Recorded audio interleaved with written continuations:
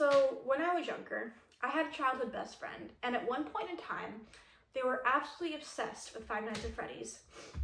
So as a result of that, I learned the very basics, or very little about the lore and the game itself. So going into the first movie, now the second, I knew information about the franchise, but not enough to tell you or give you a full storyline. Because I do know how the animatronics are, and I kind of know a little bit about that. And I was never really got big into the franchise. I was never a big Five Nights at Freddy's fan. I thought it was a little bit cool, but to be fair, I was dragging Pretty Little Liars, which is significantly worse than that. But that was younger me. So going right into the plot of this one, this tells the story of Abby years after, or months after, the events of the first film, and we kind of get how she's coping with it and how she plays a role in the events of this film. Now, going right into the pros, because I do have a couple of pros for this, the design of the franchise. I thought it did its job with being very creepy. Yeah, I think it fits in very well. I think the riverboat was very creepy even from the start. That was very well. Like that aspect. I think it was done very creepily. I like the set design. Very creepy. That works for me. Another pro I can give it, the motivation was there. I like the idea they were going for. How they executed it, different story. But I like the idea and the motivation. It was there. Another pro I'll give it here is that I think the movie, okay, decent pace. Movie length-wise, it didn't make me feel like it was like too terribly long. You know, there's minutes that totally could have been cut short. And that's all the pros I can give it. I think this movie's just okay in general. But I do have a good amount of mix. And the first mix I want to give it is the opening. This is very close to being negative. It wasn't for like the last bit. And I want to start with my opening feelings about this. We learn this event in a flashback in the beginning. And the dialogue in this one kills me. Because we don't see this person, what they're going through. We just see dialogue and what we learn. I wish if we saw something more, that'd be different. So what it reminds me of is, you know, in like, I'm going after Twilight for a second. Or not Twilight, but YA book written characters, but like, no one likes me, so I'm gonna sit by myself. Absolutely no one likes me. That kind of character. There's parodies on TikToks and skits, stuff like that. That's what it reminded me of, because tell me why. We have this whole motivation involving this beginning, right? And we don't see any of the treatment. We see the ignorance, right? That's another part of it. But we don't see the actual treatment. I wish we saw more of that. Maybe I'd like it more. But then you get to the parents and everyone ignoring this, which I feel like at that point is so unrealistic, that many people ignoring you. Like, that's crazy. But the only thing that redeems it is like the last bit, the reveal. Honestly, don't hate that. That's like a good part I like about the opening. And another mix I'll give it here, honestly, is Vanessa and Mike. Mike gets a little bit of information in this movie. And what Mike does with this information is he goes after her and he's like, I can't believe this and this. Keep in mind, he already learned from the first movie that this information was bad. And he still liked her. But he learns more information and gets annoyed with her and is like, I can't do this.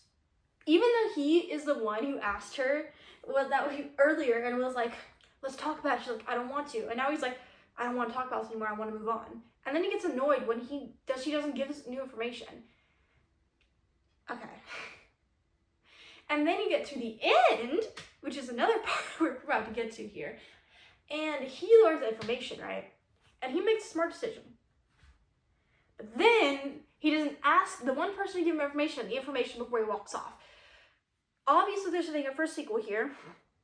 But, like, how are you not going to ask for information to one person who can give you information? Like, that's crazy. Mike. And then you get Vanessa's story. And maybe I knew enough about the lore or where they were going with the movie that it was obvious to me where they were going. So, like, the plot twist that we got was very obvious to me. Now, I don't know if they meant for one thing to be revealed early on, which I think was very, very obvious. but that's also mixed as like the plot twists. It was very predictable for me, but I don't entirely hate the plot twist. I mean, it works for the movie, you know. Another thing is going to be the ending. I already kind of explained my feelings earlier when I said about my character. I don't entirely hate the ending. I think it's very obvious they're setting up for a sequel.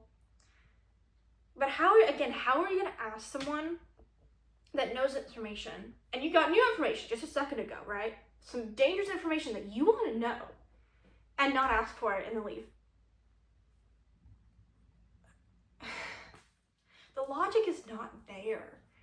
But everything up to that point, I mean, I don't know. It's just very mixed with how they care for Abby in the beginning, and I don't entirely hate that either. I'm letting it go. I don't hate that. That part I didn't mind. I didn't mind Abby's story and the connection to the Metronics. I really didn't mind that part. Although totally realistic that she wouldn't get bullied for it. But you know, with Freddy Fazbear, you never know. And going right into the negatives, I'm gonna have to go with a certain reveal look. Did not look good to me. The rest of Metronics looked fine. No complaints there. I think they looked fine. Maybe not the best, but fine. But then you get to one look, which is start with McKenna Grace. All right, McKenna Grace. Every advertisement that I saw involved McKenna Grace. She really wasn't that big part of the story, which to me, I'm like, every advertisement I saw involved her, so I was kind of surprised with like the little role she played to a degree. Yeah, that did not look good. Yeah, did not look good. And then you have the cliches and the dialogue. There was a lot of dialogue where there was really cringy to me. There was maybe one or two moments in the entire movie that I kind of laughed at, but everything else was like, okay. And now this also could be, I'm not the target audience for this movie. I mean, I'm plain as day not.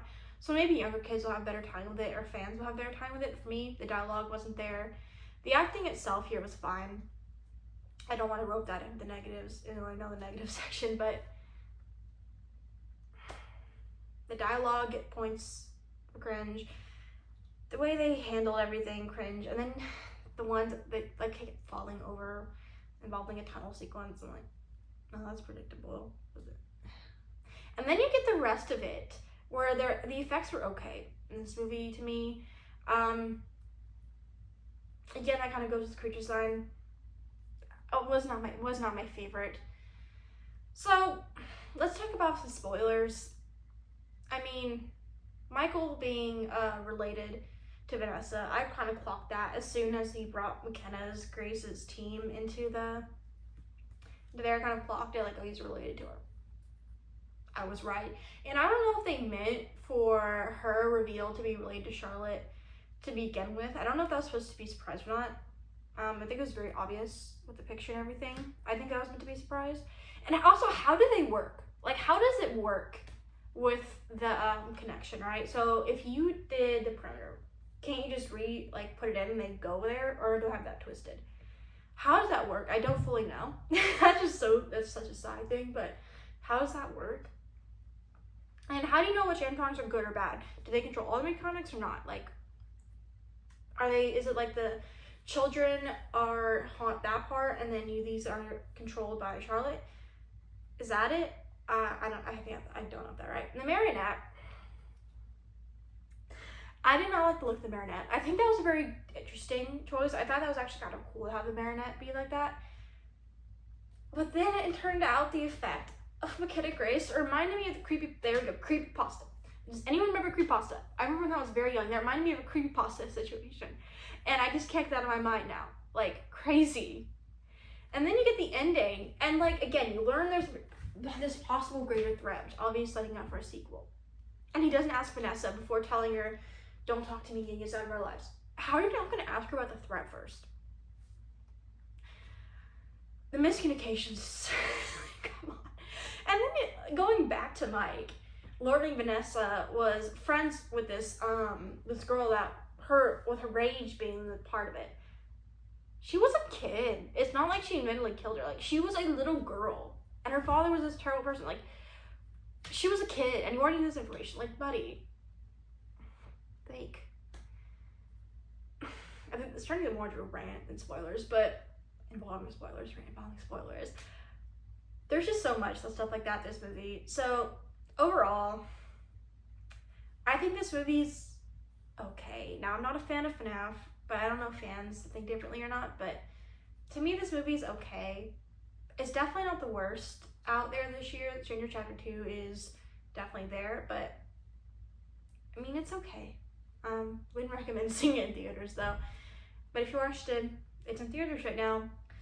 So comment down below if you are wanting to see Five Nights at Freddy's 2. Any FNAF fans out there? What do you think of the movie? Does it match what you expected? Comment down below, and I'll see you guys soon with a brand new video.